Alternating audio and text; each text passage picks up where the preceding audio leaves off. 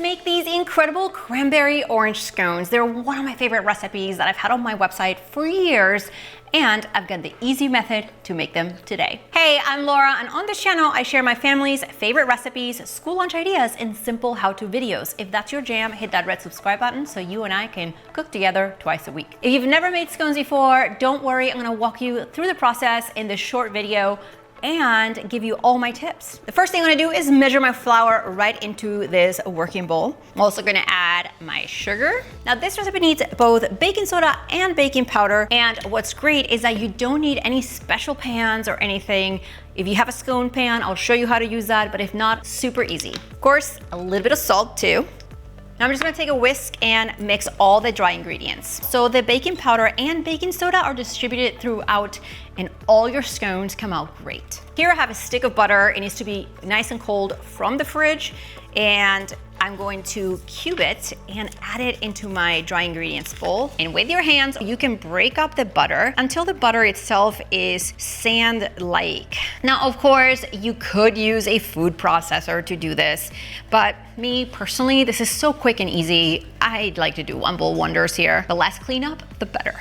Now I feel pretty good about this. Let me show you what it should look like real close. As you can see, the butter is spread throughout the flour. To my dry ingredients and butter bowl, I'm going to add some milk. I'm also going to grate the zest of one orange. Now, one quick tip, whenever you are zesting lemons, oranges, or anything into your bowl, flip this over and make sure to grab all of this extra stuff underneath. By the way, if you're finding this video helpful, make sure to give it a thumbs up so I know to make more of them on my channel for you. And now I'm going to add the cranberries. I'm just gonna take a spatula and fold everything in. And then eventually, once they are coarse and crumbly like this, I'm going to transfer it onto my board. All right, so now that I have this coarse dough on my board, we're gonna take our hands and give it and shape it into our scones. Now, if you have a scone pan, I would tell you to grease it and take your scone dough and fill each of these cavities with the dough. I'm going to assume that you don't have one, so I'm going to show you how easy they are to make perfectly into triangles. All right, so I'm taking my hands and pressing down to shape this into, as you can see, a 7 to 8 inch round circle.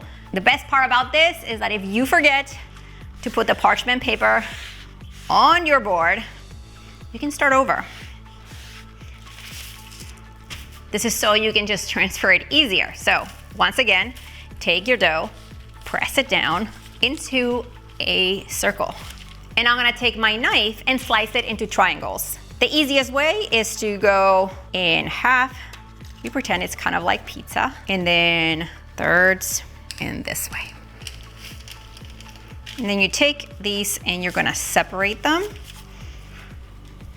by hand so they have room to expand when they bake. Now, if you don't like the shape, you can always shape them as you separate them. When these are baked, I wanna show you a quick, delicious orange glaze for these, but if you don't want to glaze them, but do want shiny tops, you're just gonna take a little bit of milk and brush all these scones over the top.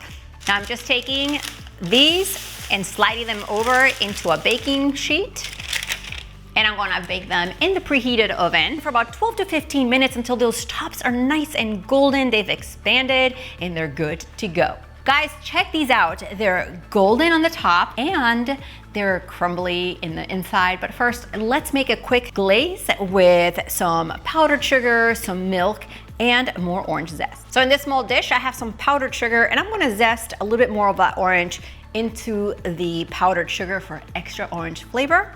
And then I'm taking some milk and I'm gonna pour that on top, mix it. Lots of orange zest in that glaze.